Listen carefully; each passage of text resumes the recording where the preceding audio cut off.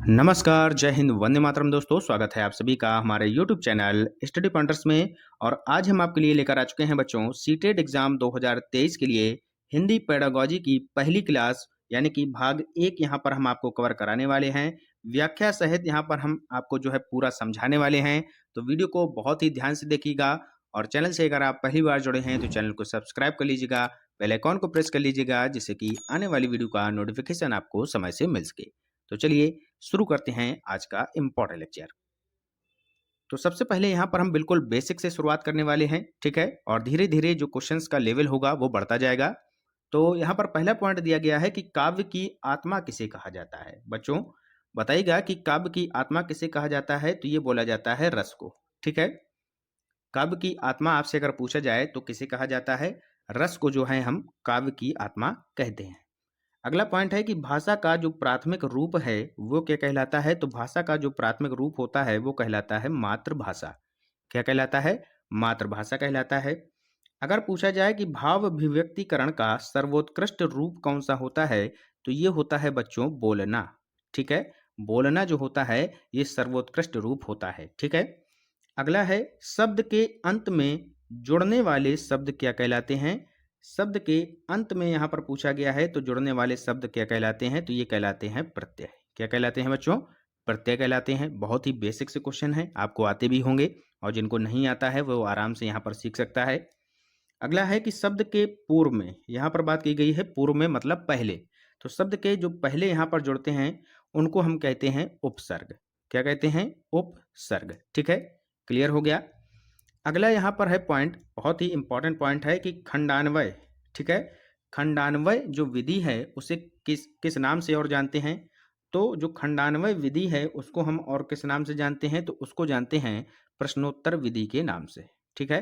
अगर आपसे पूछ लिया जाए कि प्रश्नोत्तर विधि का दूसरा नाम क्या है, तो आपका आंसर हो जाएगा खंडान्वय विधि, या खंडान्वय विधि का दूसरा नाम क्या है, तो ये हो जाएगा प्रश्नोत्तर विधि, ठीक है। क्लियर है, इतना क्लियर हो गया। अब चलते हैं आगे, नेक्स्ट पॉइंट देखते हैं। देखो और कहो विधि में किसका परिचय पहले कराया जाता है। तो देखो और कहो विधि में किसका परिचय पहले कराया जाता है। तो यहाँ पर परिचय पहले कराया जाता है शब्दों का, ठीक है। शब्दों का परिचय यहाँ पर पहले कराया जाता है कौन सी विधि में, देखो और कहो विधि में। क्लियर है।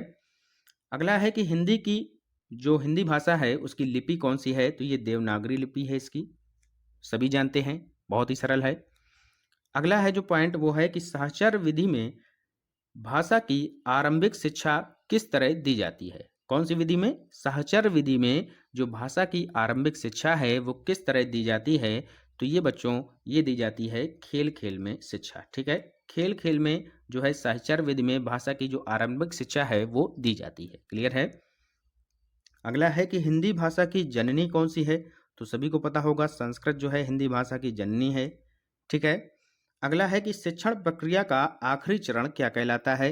तो बताइएगा शिक्षण प्रक्रिया का जो आखिरी चरण होता है वो क्या कहलाता है। तो ये कहलाता है बच्चों मूल्यांकन। क्या कहलाता है, मूल्यांकन कहलाता है। क्लियर है। काफ़ी क्वेश्चन ये पूछा जाता है कि शिक्षण प्रक्रिया का आखिरी चरण किस नाम से जाना जाता है। तो आपका आंसर होगा मूल्यांकन के नाम से जाना जाता है। क्लियर। नेक्स्ट देखते हैं। सर्वप्रथम छात्रों को शिक्षा शुद्ध उच्चारण की देनी चाहिए। तो ये नोट लगाकर आप लोग लिख लीजिएगा, जो सर्वप्रथम शिक्षा है वो बालकों को कैसी दी जानी चाहिए, या बालक हो या बालिका हो तो उनको जो है शुद्ध उच्चारण की देनी चाहिए, ठीक है। समझ में आया कि जो बच्चा है वो शुद्ध उच्चारण कर सके, जो बोल रहा है उसको शुद्ध बोल रहा है या नहीं बोल रहा है। तो सर्वप्रथम हमें इसकी उसको जो है शिक्षा देनी चाहिए। अगला पॉइंट है कक्षा अध्यापक के सिद्धांत सूत्रों का सर्वप्रथम संग्रह करने वाले कौन से थे। बताइएगा मनोवैज्ञानिक कौन से थे। तो कक्षा अध्यापक के सिद्धांत सूत्रों का सर्वप्रथम जो संग्रह किया था वो किया था हर्बर्ट स्पेंसर ने। किसने किया था, हर्बर्ट स्पेंसर ने किया था। क्लियर है।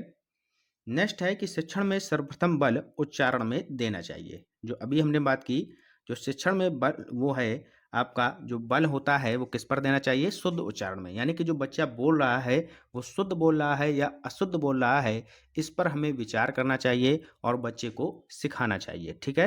प्रारंभिक स्तर में सर्वप्रथम इसी पर हमें बल देना चाहिए। क्लियर है। चलते हैं आगे। नेक्स्ट अब बात करते हैं यहाँ पर हर्बर्ट स्पेंसर के भाषा शिक्षण सूत्र के बारे में।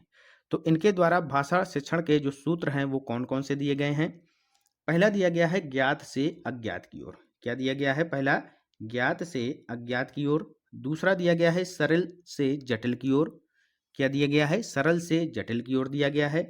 फिर बताया है विशेष से सामान्य की ओर, ठीक है, विश्लेषण से संश्लेषण की ओर, अनुभव से तर्क की ओर इन्होंने बताया है, आगमन से निगमन की ओर बताया है और मूर्त से अमूर्त की ओर बताया है। यानी कि यहाँ पर इन्होंने 7 प्रमुख जो है भाषा शिक्षण के सूत्र दिए हैं। तो एक क्वेश्चन तो यही बनता है कि हर्बर्ट स्पेंसर के भाषा शिक्षण सूत्र जो हैं वो कितने हैं? तो टोटल ये हैं 7। कौन कौन से हैं अभी हमने आपको बताया। पहला है ज्ञात से अज्ञात की ओर, सरल से जटिल की ओर, फिर है विशेष से सामान्य की ओर, विश्लेषण से संश्लेषण की ओर, अनुभव से तर्क की ओर, आगमन से निगमन की ओर और फिर है आपका मूर्त से अमूर्त की ओर। ठीक है, तो ये जो है हर्बर्ट स्पेंसर के भाषा शिक्षण सूत्र यहाँ पर जो है दिए गए हैं इनके द्वारा। क्लियर है? आगे चलते हैं, अब बात करते हैं यहाँ पर हिंदी शिक्षण के बारे में।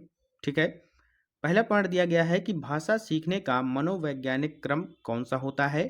तो ये जो है very very most important question बनता है यहाँ पर कि भाषा सीखने का जो मनोवैज्ञानिक क्रम है वो है, सबसे पहले आता है सुनना, फिर आता है बोलना, फिर आता है पढ़ना और फिर आता है लिखना। यानी कि इसको हम कहते हैं LSRW, शॉर्ट में इसको हम LSRW बोलते हैं।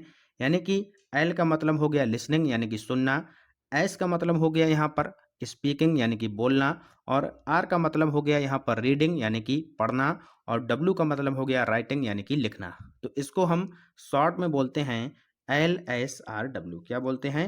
LSRW बोलते हैं, जिसको हम हिंदी में बोलते हैं सुनना, बोलना, पढ़ना और लिखना। ये क्रम आपको याद रखना है। ठीक है, ऐसा नहीं है कि बोलना आप पहले कर दें या पढ़ना आप पहले कर दें। ठीक है, तो ये नहीं होने वाला है। ठीक है, तो यहाँ पर क्या होने वाला है कि सुनना, बोलना, पढ़ना, लिखना। ठीक है, LSRW ये कॉन्सेप्ट आपको याद रखना है और ये कॉन्सेप्ट आपको जो है हर बार लगभग परीक्षा में पूछा जाता है। क्लियर है? आगे चलते हैं। अगला पॉइंट दिया है कि सुंदर लेखन हेतु उपयुक्त तरीका क्या होता है। तो सुंदर लेखन हेतु जो सर्वाधिक उपयुक्त तरीका होता है वो होता है बच्चों श्रुति लेख लिखना, यानी कि सुनकर लिखना। ये होता है सुंदर लेखन हेतु उपयुक्त तरीका। अगला है कविता शिक्षा की सर्वश्रेष्ठ विधि, यानी कि जो प्राथमिक स्तर पर है वो कौन सी होती है। किसकी पूछ रहा है? कविता शिक्षा की जो सर्वश्रेष्ठ विधि होती है प्राथमिक स्तर पर वो होती है गीत एवं अभिनय प्रणाली। कौन होती है? गीत एवं अभिनय प्रणाली जो है कविता शिक्षा की सर्वश्रेष्ठ विधि मानी जाती है। चलते हैं आगे, नेक्स्ट पॉइंट देखते हैं। व्याकरण शिक्षण की सरल एवं सुग्राह्य विधि कौन सी होती है। तो व्याकरण शिक्षण की जो सरल विधि होती है उसको हम मानते हैं आगमन विधि। कौन सी होती है? आगमन विधि को सबसे सरल यहाँ पर माना जाता है। ठीक है, अगला है कि प्राथमिक कक्षाओं के लिए उपयुक्त विधियां कौन सी होती हैं। तो इनमें से होती है आपकी चित्र वर्णन और अनुकरण विधि, यानी कि चित्र दिखा करके और अनुकरण करा करके बच्चों को यहाँ पर शिक्षा प्रदान की जानी चाहिए। अगला पॉइंट है कि उच्च प्राथमिक कक्षाओं के लिए उपर्युक्त जो शिक्षण विधि है, यानी कि जो कौन सी उपयुक्त शिक्षण विधि है वो बतानी है। तो उच्च प्राथमिक की यहाँ पर बात की जा रही है तो इसमें हो जाएगी आपकी उद्बोधन विधि। कौन सी हो जाएगी बच्चों? उद्बोधन विधि। ये सारी विधियां आपसे पूछी जाती हैं, याद रखिएगा। उच्च प्राथमिक कक्षाओं के लिए अगर आपसे पूछा जाए तो सबसे उपयुक्त शिक्षण विधि जो है वो है उद्बोधन विधि। क्लियर है? चलते हैं आगे, नेक्स्ट देखते हैं। प्राथमिक स्तर पर मौखिक अभिव्यक्ति के लिए सर्वोत्तम विधि कौन सी है। तो अब यहाँ पर पूछ रहा है प्राथमिक स्तर के लिए, तो यहाँ पर हो जाएगा आपका चित्र वर्णन। अभी हमने बताया था चित्र वर्णन विधि, ये आपका राइट आंसर हो जाएगा।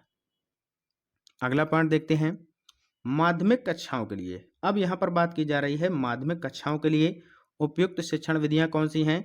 तो इसमें से आपकी आ जाएगी प्रबोधन विधि, सबसे पहले प्रबोधन आ जाएगी, फिर यहीं पर आपकी आ जाएगी प्रवचन विधि, फिर आ जाएगी आपकी विचार विमर्श विधि, फिर आ जाएगी आपकी निर्देशन प्रणाली। ठीक है, तो ये 4 आपकी आ जाती हैं माध्यमिक कक्षाओं की उपयुक्त शिक्षण विधियाँ। कौन कौन सी? प्रबोधन विधि, प्रवचन विधि, विचार विमर्श विधि और निर्देशन प्रणाली विधि। ठीक है, तो ये 4 आपको यहाँ पर याद रखना है, प्रबोधन, प्रवचन, विचार विमर्श और निर्देशन प्रणाली।